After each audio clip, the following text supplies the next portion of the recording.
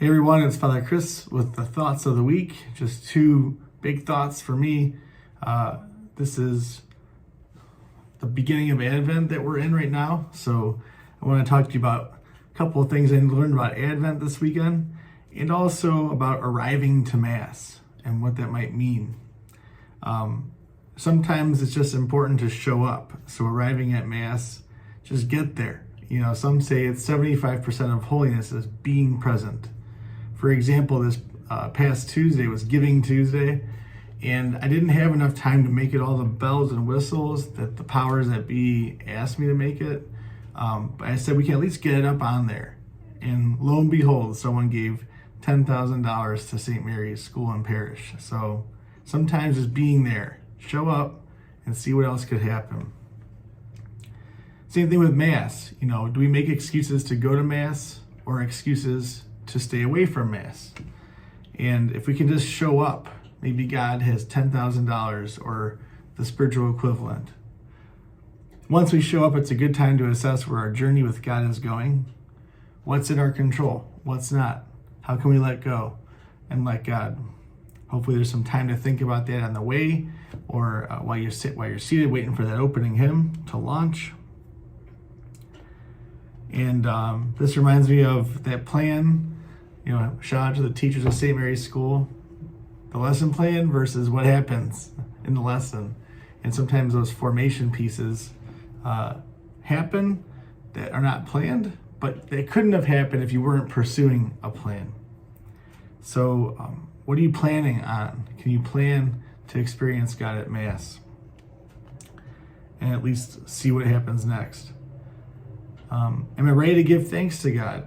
Can I give challenges to God? You know, what's my plan for engaging God at Mass? I recently felt cared for by God when someone who could have had a way more lucrative career chose to come to work at St. Bernard to help our catechesis programs and our business management. Again, this person could have done way more. This was like an answer to prayer for me. And so I just want to say, when we get to Mass, you know, lift it up, give it to God, see what happens, and at least show up. And maybe the price of $10,000 will be even less, will be a small amount of money compared to what you experience at that Mass. And then next week we'll pick up with that regarding what we do once the song hits, once that opening song starts. But finally, I wanted to conclude with what I learned this past weekend. I had a Mass where we had to baptize a baby within Mass.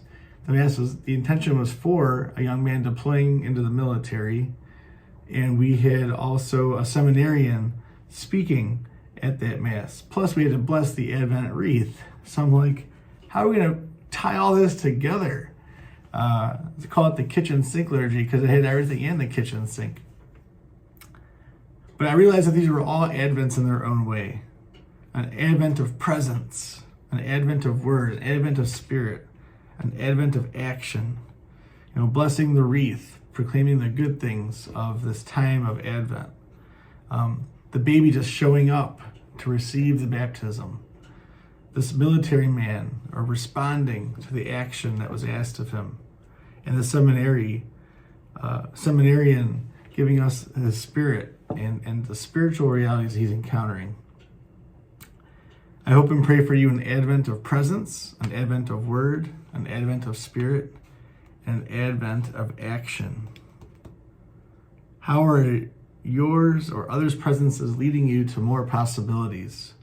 How is speaking something true to a lie or to inform a way for others to benefit from the truth?